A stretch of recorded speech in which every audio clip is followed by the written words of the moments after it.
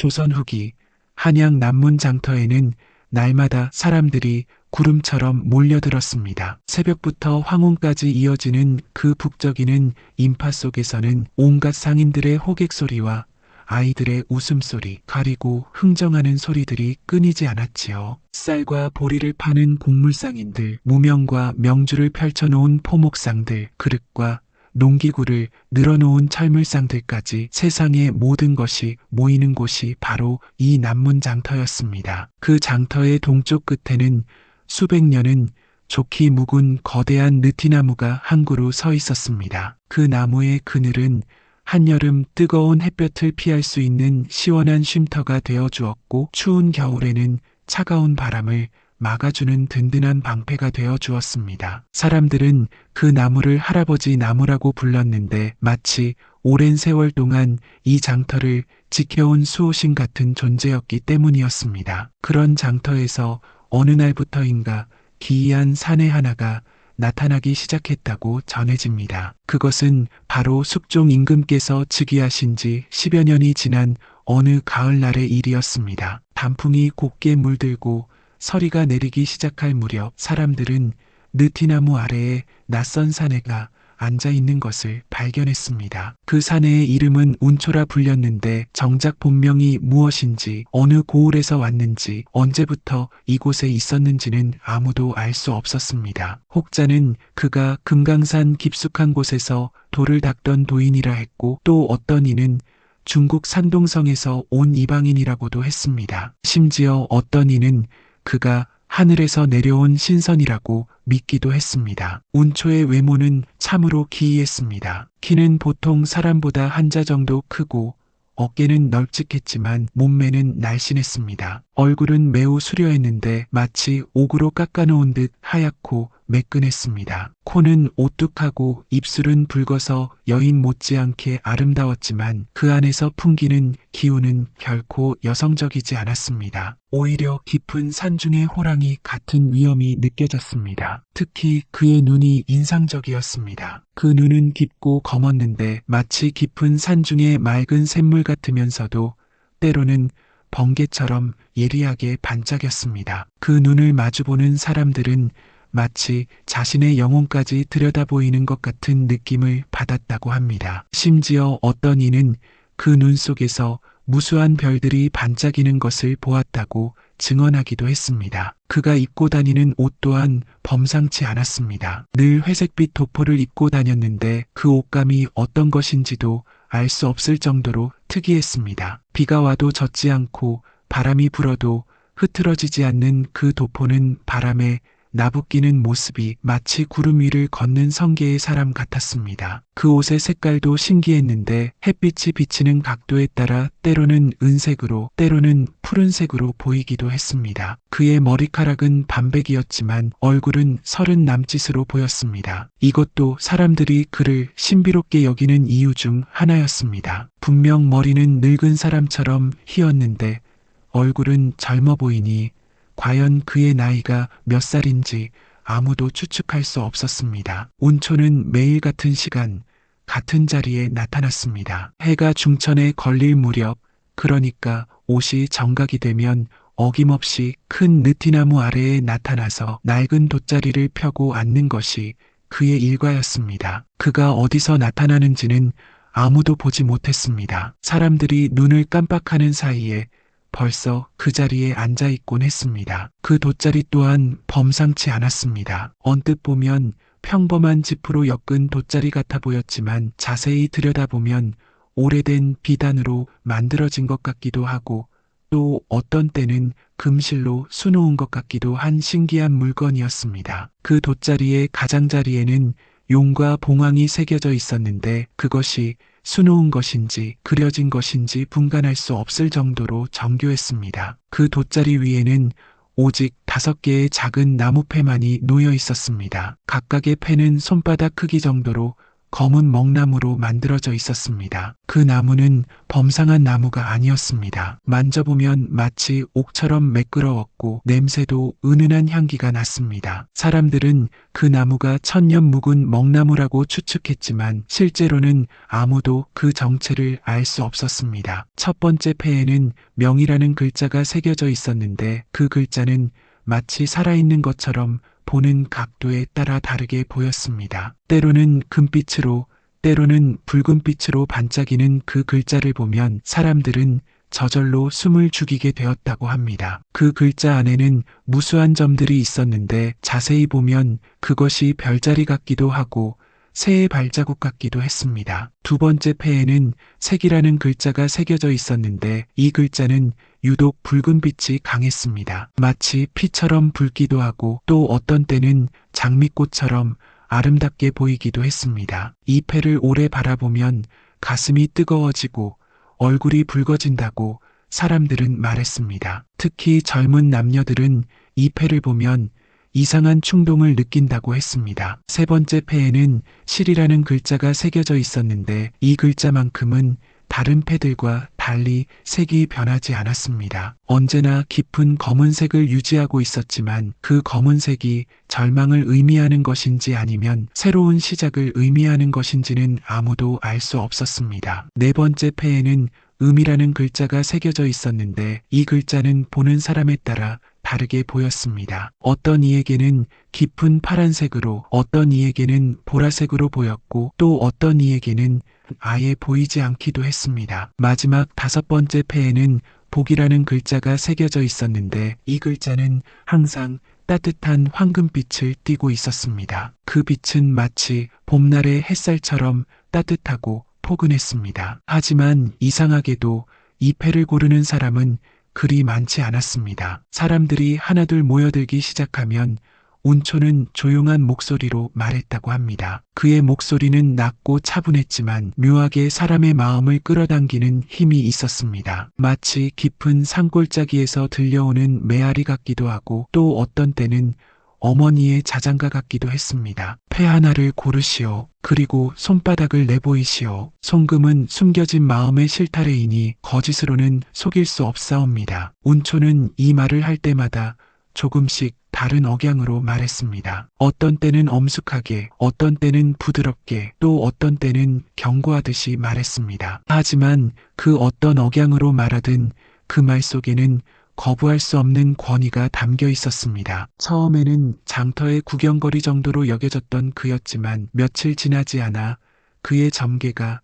기막히게 들어맞는다는 소문이 퍼지기 시작했습니다. 첫 번째 신통한 일은 이런 것이었습니다. 한 농부가 운초를 찾아와서 자신의 잃어버린 소에 대해 물었습니다. 그 소는 집안의 유일한 재산이었는데 사흘 전부터 행방불명이 된 상태였습니다. 운초는 그 농부의 손을 잡고 잠시 눈을 감았다가 서쪽으로 가시오. 큰 바위 3개가 있는 곳에서 북쪽으로 100걸음을 가면 작은 동굴이 있을 것이옵니다라고 말했습니다. 정말로 그 농부가 그곳에 가보니 소가 동굴 안에 갇혀 있었습니다. 두 번째 신통한 일은 더욱 놀라운 것이었습니다. 한 부인이 운초를 찾아와서 자신의 남편이 장사를 떠났는데 연락이 끊어졌다고 걱정을 토로했습니다. 운초는 그 부인의 손을 보더니 걱정하지 마시오. 그대의 남편은 무사옵니다. 하지만 큰 물가에서 어려움을 겪고 있사옵니다. 사흘 후에 좋은 소식이 있을 것이옵니다라고 말했습니다. 정말로 사흘 후에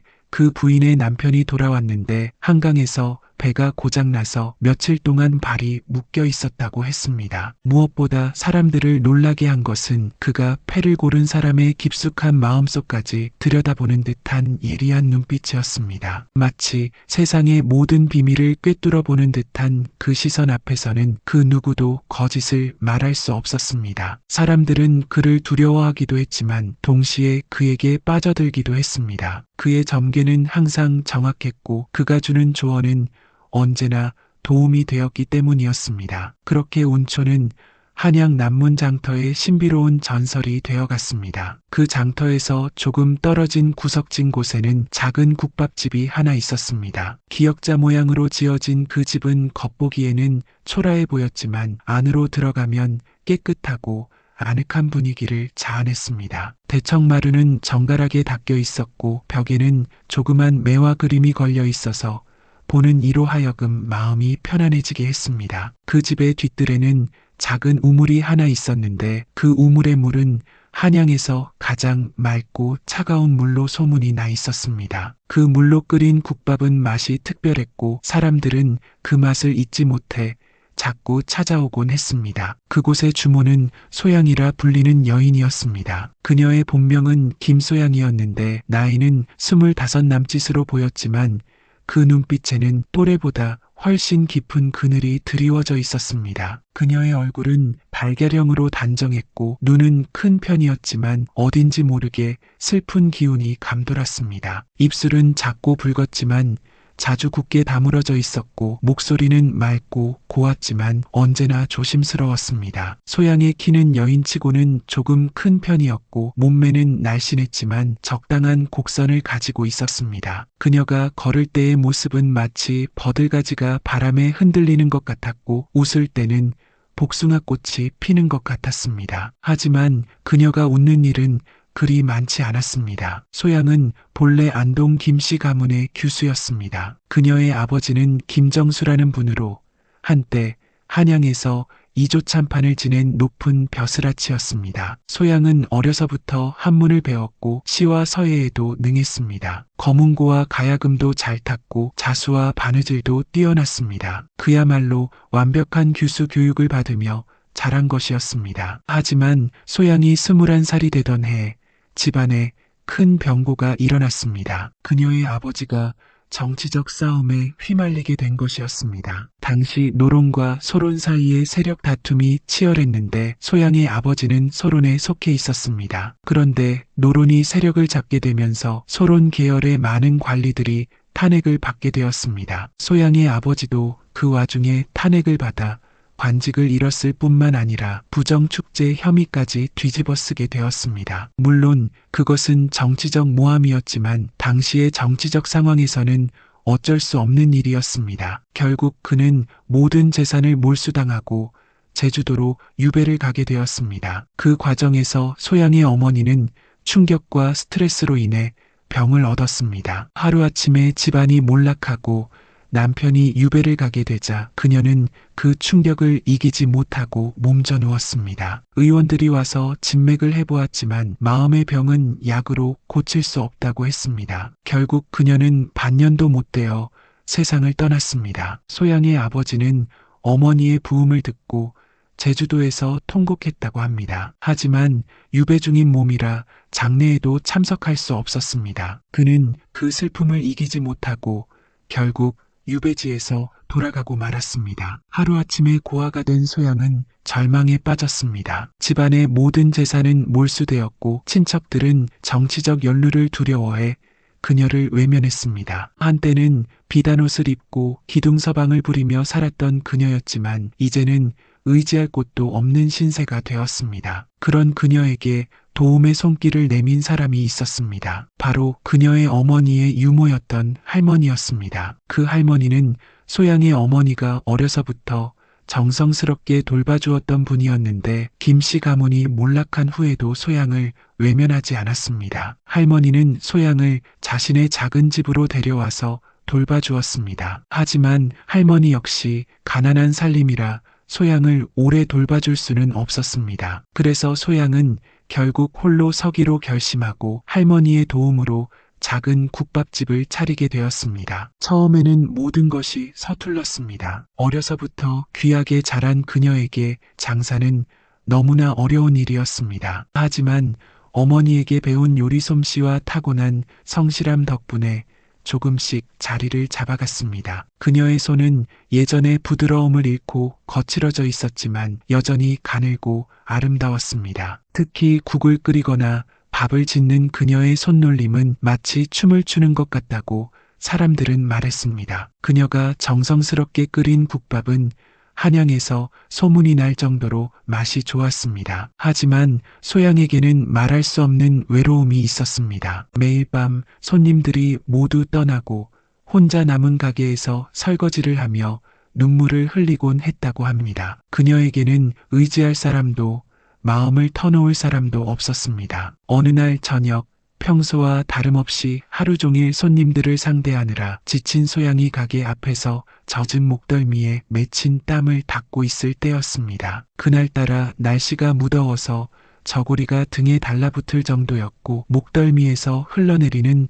땀방울이 등줄기를 타고 내려갔습니다. 소양은 손수건으로 목덜미를 닦으며 잠시 하늘을 바라보았습니다. 서쪽 하늘에는 붉은 노을이 지고 있었고 장터에서는 하나둘 사람들이 집으로 돌아가는 모습이 보였습니다. 그 평화로운 풍경을 바라보던 소양은 문득 시선을 느꼈습니다. 고개를 돌려보니 저 멀리 느티나무 아래에서 관상가 운초가 자신을 바라보고 있었습니다. 그의 눈빛은 다른 남자들과는 확연히 달랐습니다. 욕정이나 호기심이 아닌 마치 자신의 깊은 내면까지 들여다보는 듯한 시선이었습니다. 소양은 순간 마음이 덜컥 내려앉으면서도 묘한 끌림을 느꼈다고 합니다. 그의 시선 속에는 동정이나 연민이 아닌 자신을 온전히 이해하려는 따뜻함이 담겨 있었습니다. 마치 오랫동안 기다려온 사람을 만난 것 같은 그런 느낌이었습니다. 그날 밤 소양은 쉽게 잠들지 못했습니다. 자꾸만 운초의 눈빛이 떠올랐고 그의 시선이 자신에게 무엇을 말하려 했는지 궁금했습니다. 지난 몇 년간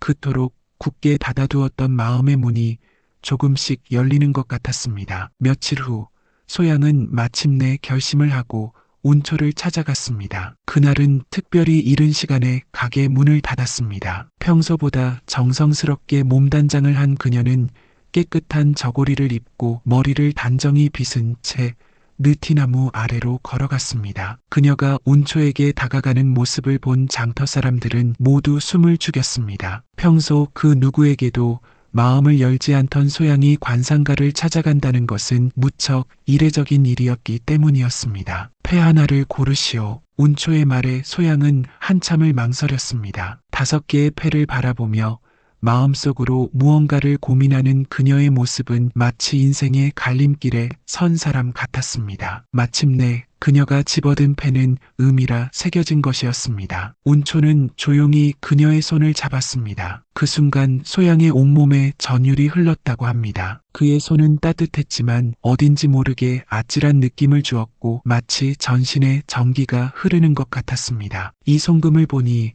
여인네의 마음 깊은 곳에 어둠이 서려 있구려. 운초의 낮은 목소리가 소양의 귓가에 스며들었습니다. 그의 말은 정확했습니다. 소양의 마음속에는 정말로 깊은 어둠이 있었습니다. 가족을 잃은 슬픔, 몰락의 아픔, 그리고 혼자 살아가야 하는 외로움이 그녀의 마음을 짓누르고 있었던 것입니다. 하지만 그 어둠이야말로 이 밤을 밝힐 등불이 될 것이옵니다. 운초의 말에 소양은 깜짝 놀랐습니다. 지금까지 그 누구도 자신의 아픔을 이해해주지 못했는데 이 신비로운 사내는 마치 자신의 마음을 훤히 꿰뚫어 보는 것 같았습니다. 여인네, 그대의 속 깊은 한이 곧 새로운 인연으로 바뀔 것이니 마음을 굳게 닫지 마시오. 달이 차면 기울고 밤이 깊으면 새벽이 오는 법이니 절망하지 마시오. 그날 밤 소양은 이상한 꿈을 꾸었다고 합니다. 꿈속에서 그녀는 달빛이 창호지를 통해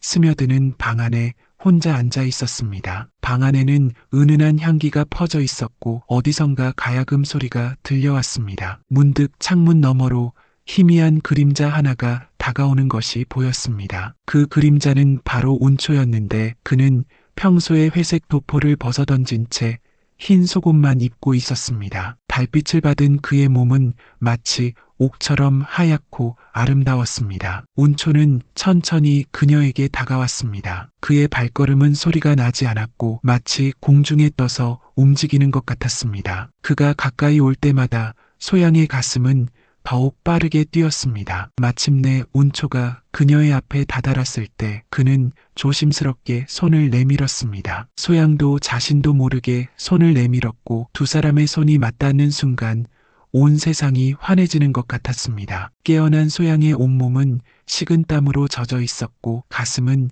여전히 빠르게 뛰고 있었습니다. 그 꿈이 너무나 생생해서 마치 실제로 일어난 일처럼 느껴졌습니다. 그녀는 그날부터 자꾸만 운초를 떠올리게 되었다고 하지요. 며칠 후 장터에는 또 다른 손님이 운초를 찾아왔습니다. 그는 도진이라 불리는 사내로 한때 한양에서 손꼽히는 큰 상단의 도련님이었습니다. 그의 아버지는 전국에 지점을 둔 거대한 상단을 운영했고 중국과 일본을 상대로 한 무역업으로 막대한 부를 축적했던 사람이었습니다. 도진은 29의 나이에 키가 크고 어깨가 넓은 건장한 체격을 가진 남자였습니다. 그의 얼굴은 각이 진 남성적인 얼굴이었고 눈은 크고 시원시원했습니다. 평소에는 당당하고 자신감 넘치는 모습이었지만 최근에는 그의 어깨가 많이 처져 있었고 눈빛도 예전의 당당함을 잃어버린 상태였습니다. 몰락의 시작은 갑작스러웠습니다. 아버지가 믿고 맡겼던 큰 거래에서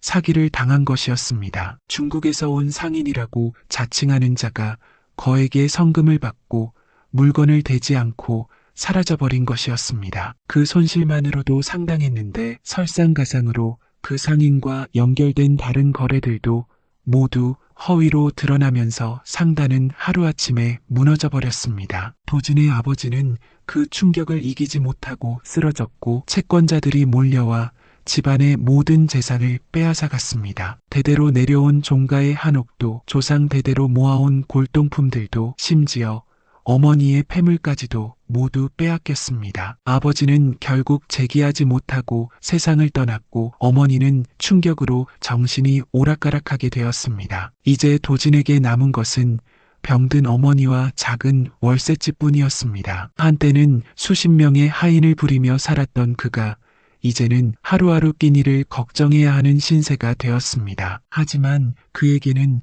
여전히 품격 있는 기품이 남아 있었습니다. 비록 옷은 초라해졌지만 그의 말투와 행동에는 양반집 도련님의 품격이 배어 있었고 사람들은 그를 보면 안타까운 마음을 감출 수 없었습니다. 도진은 며칠 동안 운초의 소문을 들었습니다. 그의 점괘가 정확하다는 이야기, 절망적인 상황에서도 희망을 찾아준다는 이야기를 들으며 마지막 희망을 걸어보고 싶었습니다. 운초 앞에 선 도진의 모습은 말할 수 없이 초라했습니다. 한때는 비단옷을 입고 다녔던 그가 이제는 해진 무명옷을 입고 있었고 신발도 낡아서 구멍이 날 정도였습니다. 하지만 그의 눈빛만큼은 여전히 살아있었습니다. 관상가님, 제 앞날을 점쳐주시옵소서. 이제 정말 아무것도 남은 것이 없사옵니다. 도진의 목소리에는 절망감이 가득했습니다. 그의 말 속에는 지난 몇 달간 겪어온 모든 고통과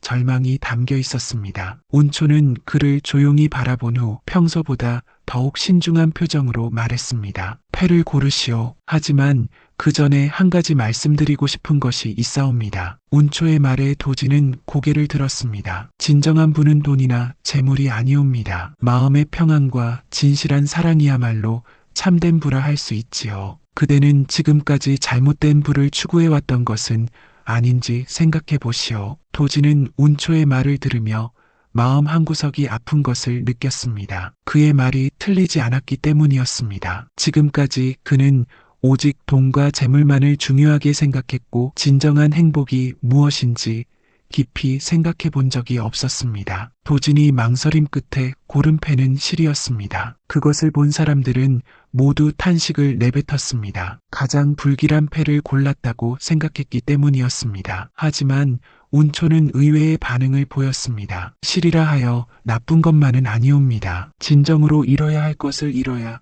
진짜 얻을 것을 얻을 수 있는 법이지요. 운초는 도진의 손을 잡고 자세히 들여다보았습니다. 그의 손금은 복잡했습니다. 여러 개의 선이 얽혀 있었고 어떤 선은 끊어져 있기도 했습니다. 하지만 운초는 그 손금에서 희망을 찾았습니다. 그대가 잃은 것은 재산이 아니옵니다. 그대는 지금까지 진정한 마음을 잃고 살아왔던 것이지요. 돈과 재물에만 마음을 두고 정작 소중한 것들은 놓쳐왔습니다. 도진은 운초의 말에 깊이 공감했습니다. 그동안 그는 사업에만 매달려 있었고 사랑이나 우정 같은 것들은 뒷전으로 밀어두었습니다. 이제 한 여인을 따라가시오. 그 여인이 밤중에 젖은 머리를 말리는 모습을 보거든 주저하지 말고 두 손으로 그녀의 등을 감싸 안으시오. 그 순간 그대의 새로운 인생이 시작될 것이옵니다. 운초의 말은 구체적이었지만 동시에 수수께끼 같았습니다. 도지는 그 말을 이해할 수 없었지만 묘하게 마음 한구석이 뜨거워지는 것을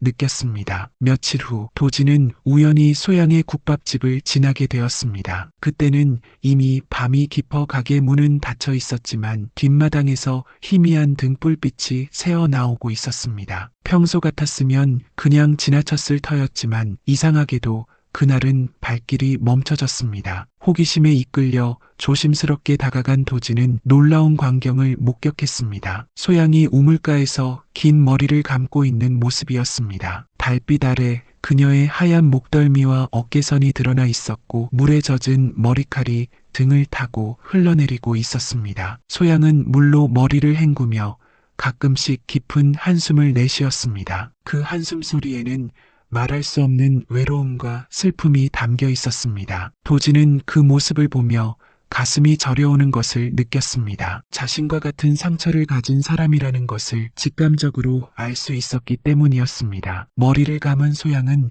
마당 한편으로 가서 젖은 머리를 말리기 시작했습니다. 그녀가 고개를 숙이고 머리를 털어내는 모습, 가끔씩 달빛을 받아 반짝이는 물방울들, 그리고 바람에 나부끼는 저고리의 모습은 마치 그림 같았습니다. 도지는 그 모습을 보며 운초의 말이 떠올랐습니다. 그 여인의 등을 감싸 안으라고 했던 그 말이요. 그때야 비로소 운초의 예언이 무엇을 의미하는지 알 수 있었습니다. 마침내 도지는 용기를 내어 마당으로 들어갔습니다. 그의 발걸음은 조심스러웠지만 결연했습니다. 소양이 놀라서 돌아보려는 순간 그는 뒤에서 조심스럽게 그녀의 어깨를 감쌌습니다. 놀라지 마시오. 그대의 외로움이 제 마음에도 느껴져서 그만 제가 감히 이런 행동을 하게 되었습니다. 도진의 목소리는 떨리고 있었습니다. 그의 손 또한 미세하게 떨리고 있었지만 그 떨림 속에는 진심이 담겨 있었습니다. 소양은 처음에는 깜짝 놀랐습니다. 하지만 도진의 따뜻한 체온이 느껴지고 그의 진심 어린 목소리를 들으며 이상하게도 마음이 진정되었습니다. 그녀 역시 오랫동안 혼자였던 터라 누군가의 따뜻한 품이 그리웠던 것입니다. 저는 소양이라고 합니다. 도련님은 어찌 이런 곳에? 소양의 목소리는 떨리고 있었습니다. 그녀는 도진이 한때 큰 상단의 도련님이었다는 것을 알고 있었기 때문에 더욱 당황스러웠습니다. 저는 더 이상 도련님이 아니옵니다. 이제는 그대와 같은 평범한 사람이 되었습니다. 도진의 말에는 자조적인 웃음이 섞여 있었습니다. 하지만 그의 품속에서 소양은 따뜻함을 느꼈습니다. 한 사람쯤 나를 품어주오. 이 물기마저 안아주오. 너무 오랫동안 혼자였습니다. 소양의 떨리는 목소리에 도진의 가슴은 더욱 뜨거워졌습니다. 그는 그녀를 더욱 감싸 안았고 두 사람은 달빛 아래서 서로의 따뜻함을 나누었습니다. 그날 밤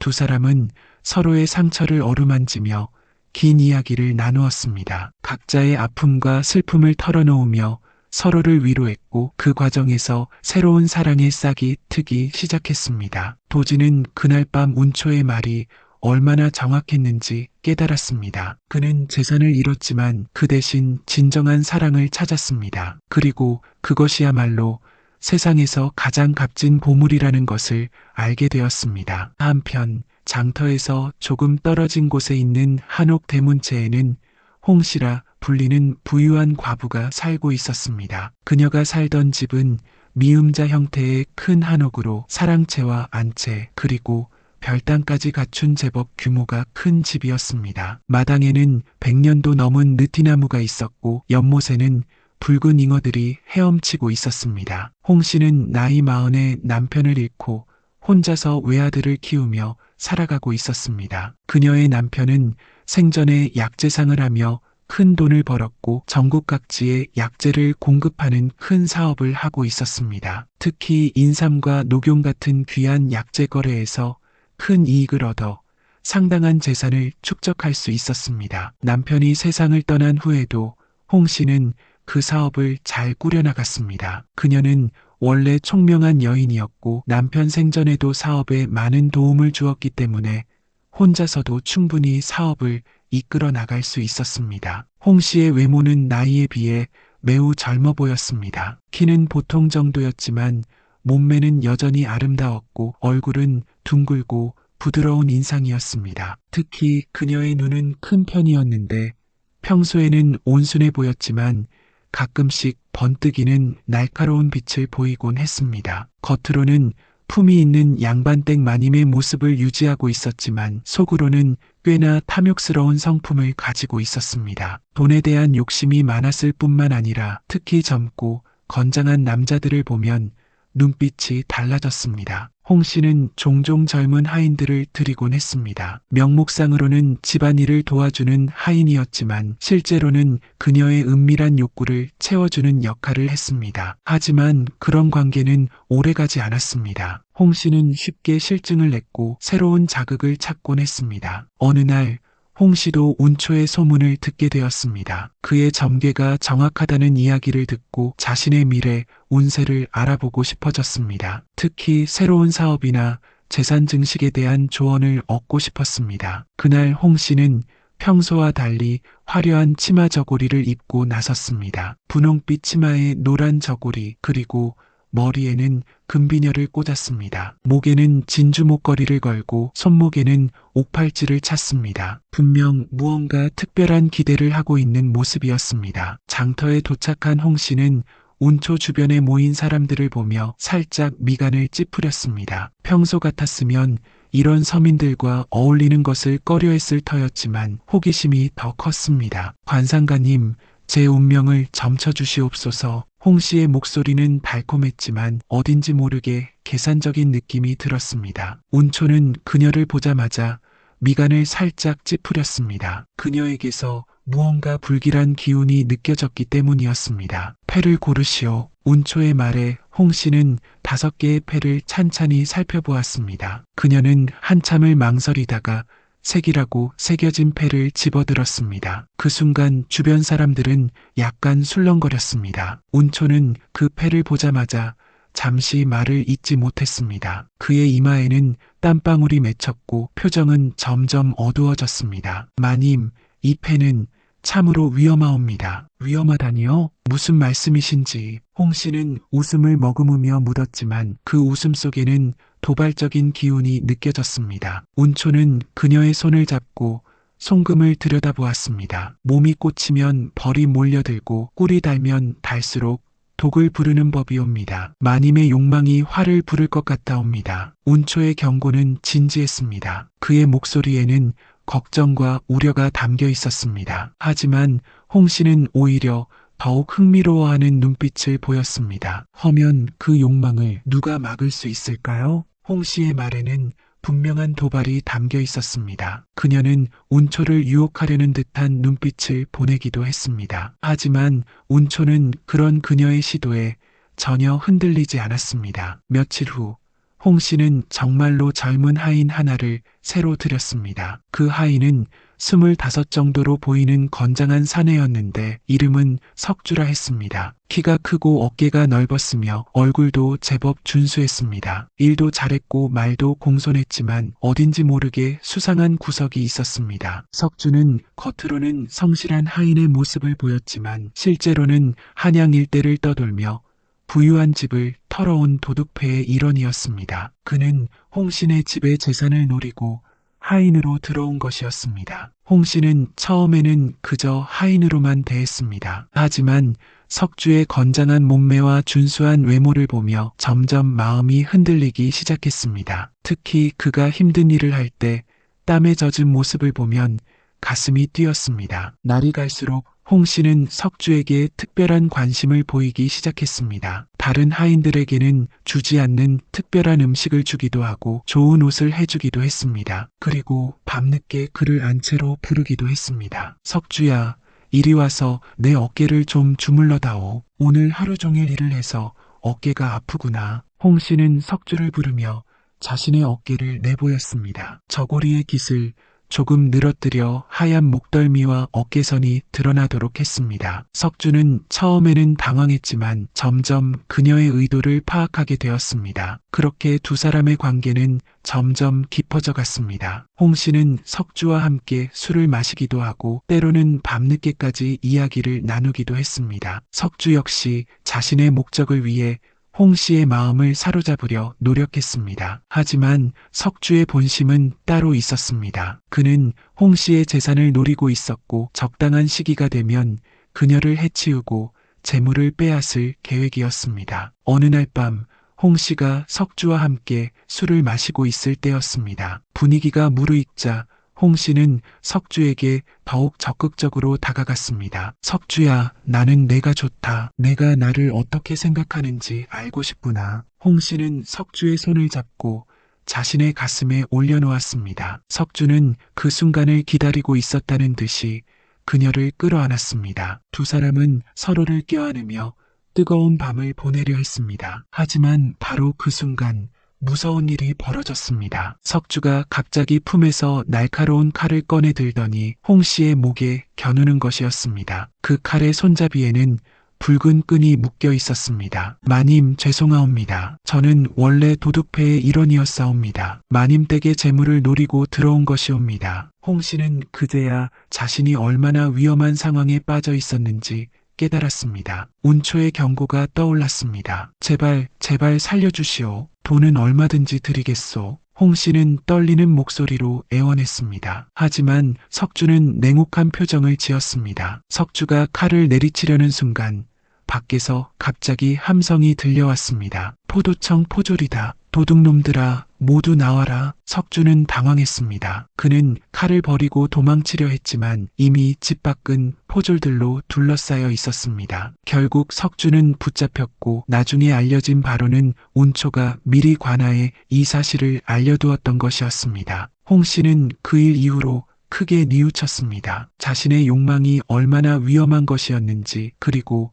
운초의 경고가 얼마나 정확했는지 깨달았습니다. 운초의 명성이 더욱 높아지자 이번에는 궁중에서도 그의 소문을 듣게 되었습니다. 특히 우영군이라 불리는 젊은 훈련대장이 그에게 큰 관심을 보였습니다. 우영군은 28배 나이에 무예가 뛰어나 임금의 총애를 받고 있었지만 최근 궁중의 분위기가 이상해지고 있어 마음이 편치 않았습니다. 몇몇 신하들이 수상한 움직임을 보이고 있었고 궁녀들 사이에서도 묘한 소문들이 떠돌고 있었습니다. 어느 날 밤 우영군은 변복을 하고 몰래 장터를 찾아갔습니다. 그는 평소의 관복 대신 평범한 선비의 옷을 입고 갓도 쓰지 않은 채 머리에는 망것만 두르고 나섰습니다. 때는 이미 깊은 밤이었지만 운초는 여전히 느티나무 아래에서 달빛을 받으며 앉아 있었습니다. 마치 그가 오기를 기다리고 있었던 것 같았습니다. 관상가님, 나라의 운명을 점쳐주시옵소서. 우영군의 목소리에는 진지함이 가득했습니다. 그의 말에는 개인적인 궁금증이 아닌 국가에 대한 걱정이 담겨 있었습니다. 운초는 그를 보자마자 그의 정체를 알아본 듯 했습니다. 비록 변복을 했지만 그의 범상치 않은 기품과 무인다운 기상은 쉽게 감춰지지 않았기 때문이었습니다. 장군께서는 멀리서 수고하셨사옵니다. 패를 고르시오. 운초가 그를 장군이라 부르자 우영군은 깜짝 놀랐습니다. 자신의 정체를 들킨 것 같아 당황스러웠지만 동시에 운초의 능력에 감탄했습니다. 우영군이 고른 패는 명이었습니다. 운초는 그의 송금을 오랫동안 들여다본 후 심각한 표정으로 말했습니다. 장군, 세 자루의 칼이 그대의 등을 겨누고 있사옵니다. 그중 하나는 붉은 치마 아래 숨겨져 있사옵니다. 붉은 치마라, 설마 궁녀 중에? 우영군은 놀란 표정을 지었습니다. 궁녀 중에 자신을 해치려는 자가 있다는 것은 상상도 못했던 일이었습니다. 조심하시옵소서. 가장 달콤한 꿀 속에 가장 독한 독이 숨어 있는 법이옵니다. 특히 여인의 눈물과 애교 뒤에 숨겨진 칼날을 조심하시옵소서. 며칠 후 우영군은 정말로 위험한 상황에 처하게 되었습니다. 평소 자신에게 호감을 보이던 궁녀 하나가 은밀한 만남을 제안해온 것이었습니다. 그 궁녀는 연하라 불리는 23살의 아름다운 여인이었습니다. 그녀는 키가 적당하고 몸매가 아름다웠으며 얼굴은 달처럼 둥글고 고왔습니다. 특히 그녀의 눈은 매우 아름다웠는데 마치 가을 하늘처럼 맑고 깊었습니다. 연하는 궁녀가 된 지 3년 정도 되었는데 그동안 우영군에게 관심을 보여왔습니다. 가끔 우영군이 궁중을 순찰할 때 일부러 그의 앞을 지나가기도 하고 때로는 수줍은 미소를 보내기도 했습니다. 우영군도 그녀의 아름다움에 마음이 끌렸던 것이 사실이었습니다. 하지만 궁중의 규율상 궁녀와 관계를 맺는 것은 엄격히 금지되어 있었기 때문에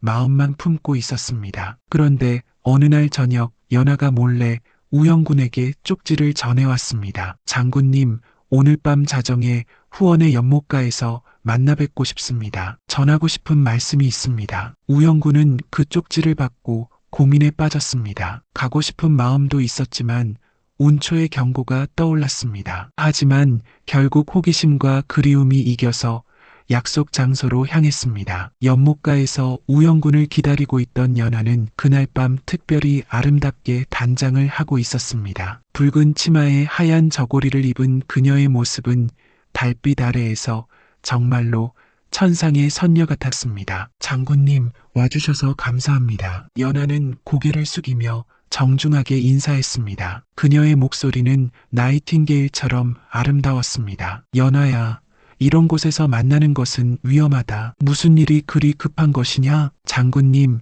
제가 감히 이런 말씀을 드리는 것이 죄송하지만 저는 장군님을 흠모하고 있습니다. 연하는 얼굴을 붉히며 고백했습니다. 그녀의 수줍은 모습은 우영군의 마음을 더욱 뒤흔들었습니다. 연하야, 나도 내가 좋다. 하지만 우리는 서로 다른 신분이 아니냐? 신분이 무엇이옵니까? 사랑 앞에서는 모든 것이 무의미하지 않나요? 연하는 우영군에게 다가가며 그의 손을 잡았습니다. 그녀의 손은 부드럽고 따뜻했습니다. 장군님, 오늘 밤만은 신분을 잊고 그냥 한 남자와 한 여자로 지내면 안 될까요? 그렇게 두 사람은 은밀한 곳으로 자리를 옮겨갔습니다. 연하는 우영군을 궁궐 한쪽에 있는 빈 정각으로 안내했습니다. 정각 안에는 촛불이 켜져 있었고 술상까지 준비되어 있었습니다. 연하는 모든 것을 미리 준비해 두었던 것 같았습니다. 장군님, 오늘 밤은 아무도 우리를 방해하지 않을 것이옵니다. 하지만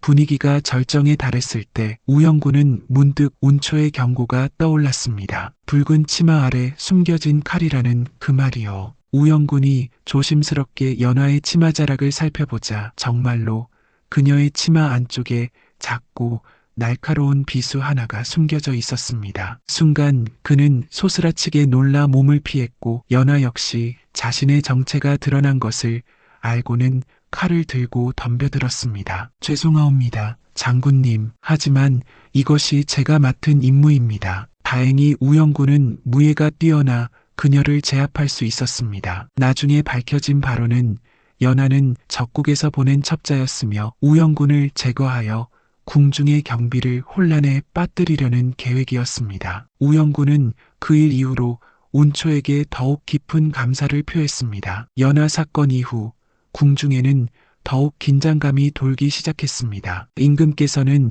궁 안의 보안을 더욱 강화하라 명하셨고 수상한 인물들에 대한 수사도 본격적으로 시작되었습니다. 그런 중에 상궁 윤씨라 불리는 여인이 있었습니다. 그녀는 나이 쉰에 가까운 궁중의 고참 상궁으로 궁중 약방을 관리하는 중요한 역할을 맡고 있었습니다. 겉으로는 충실한 궁중 사람으로 보였지만 실제로는 노론파의 첩자였습니다. 윤 씨는 본래 궁중 출신이 아니었습니다. 그녀는 어려서 부모를 잃고 고아가 되었는데 우연한 기회에 노론파의 한 대신에게 발탁되어 궁중에 들어오게 되었습니다. 그 대신은 그녀에게 특별한 임무를 주었는데 그것은 궁중 내부의 정보를 수집하고 필요할 때 왕실을 혼란에 빠뜨리는 것이었습니다. 윤 씨는 매우 똑똑하고 조심스러운 성격이었습니다. 그녀는 오랜 기간 동안 아무런 의심을 받지 않고 자신의 임무를 수행해 왔습니다. 특히 궁중 약방을 관리하는 위치에 있으면서 약재를 조금씩 바꿔치기 하여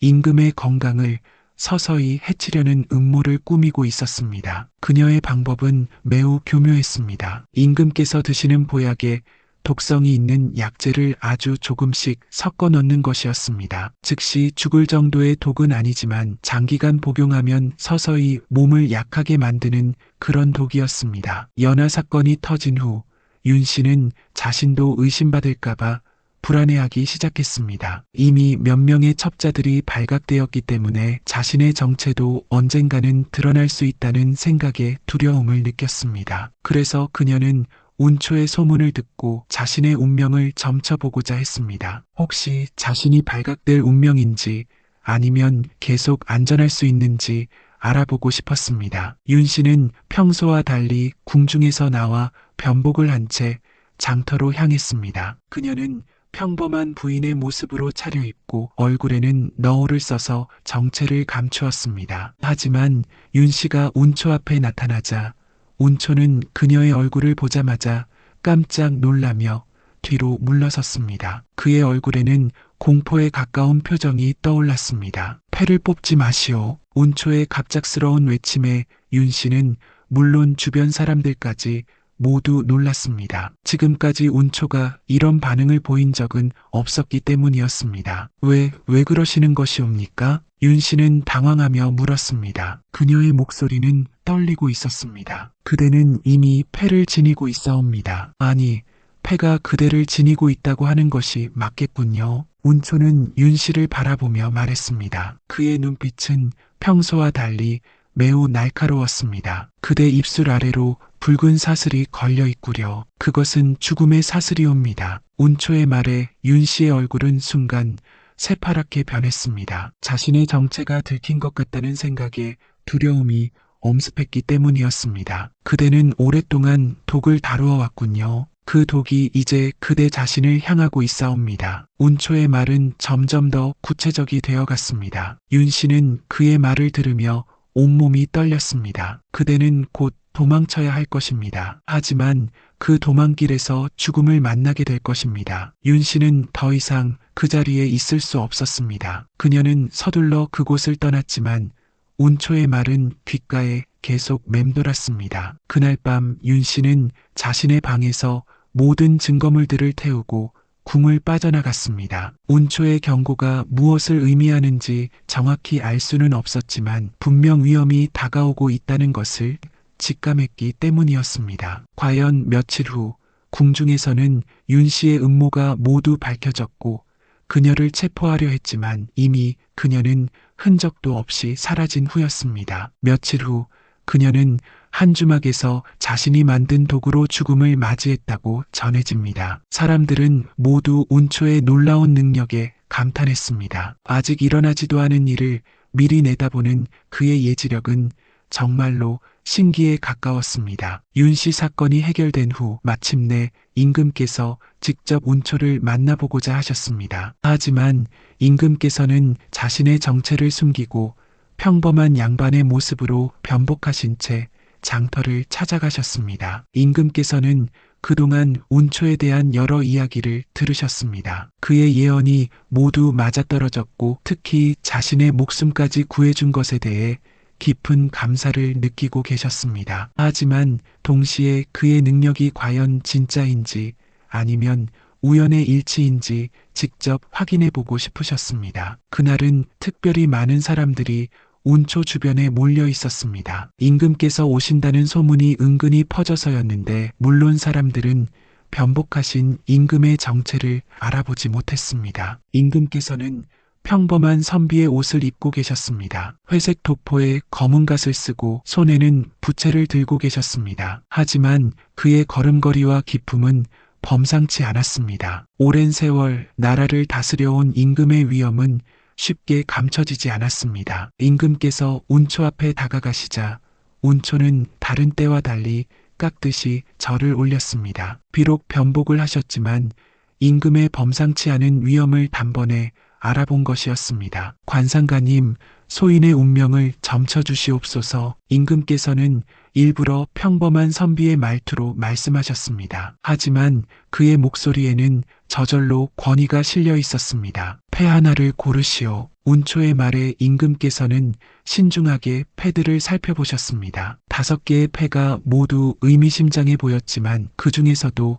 복이라 새겨진 패에 눈이 가셨습니다. 임금께서 그 패를 집어드시는 순간 운초는 갑자기 땅에 엎드리며 큰 절을 올렸습니다. 주변 사람들은 모두 놀라 웅성거렸습니다. 천하의 어버이시여, 소인이 감히 성상의 앞에서 이런 무례를 범하였사옵니다. 운초의 말에 임금께서는 놀라셨습니다. 그는 정말로 자신의 정체를 알아본 것이었습니다. 경은 어찌 짐을 알아보았느냐? 임금께서는 더 이상 숨길 수 없다고 생각하시고 본래의 말투로 물으셨습니다. 성상께서는 비록 용포를 벗으셨으나 그 몸에서 나오는 용기를 어찌 숨기시겠나이까? 그리고 이 복패를 고르신 것은 우연이 아니옵니다. 성상께서는 이미 마음속으로 이 패를 정하고 계셨습니다. 임금께서는 운초의 말에 더욱 놀라셨습니다. 정말로 그는 마음속으로 복패를 고르려고 생각하고 계셨기 때문이었습니다. 일어나거라. 경의 능력을 직접 확인해 보고 싶다. 임금께서는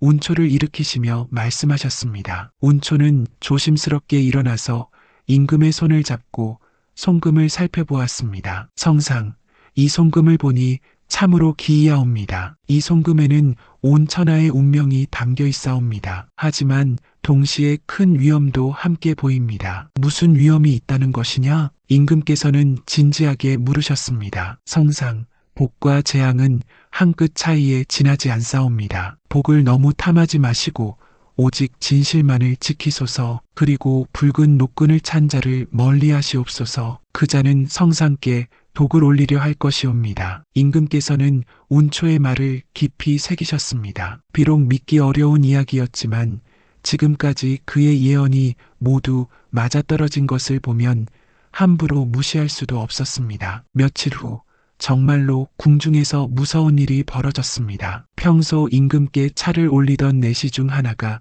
붉은 노끈을 찬 채로 독이 든 차를 올리려다가 발각된 것이었습니다. 그 내시는 김충이라 불리는 자로 오랫동안 임금을 모셔온 믿음직한 내시였습니다. 그런데 알고 보니 그 역시 윤씨와 연결된 또 다른 첩자였습니다. 다행히 임금께서는 운초의 경고를 기억하고 계셔서 미리 조심하고 계셨기에 큰 화를 피할 수 있었습니다. 임금께서는 운초의 응공에 크게 감사하시며 상을 내리려 하셨지만 운초는 모든 것을 정중히 사양했습니다. 소인은 다만 하늘의 뜻을 전할 뿐이옵니다. 성상께서 무사하신 것이 곧 소인의 상이옵니다. 임금을 구한 일 이후 운초의 명성은 하늘을 찌를 듯 했습니다. 전국 각지에서 사람들이 몰려들어 그의 점괘를 받고자 했고 심지어 다른 나라에서도 사신을 보내 그를 만나고자 할 정도였습니다. 한양의 거리에는 운초에 대한 이야기가 끊이지 않았습니다. 어떤 이는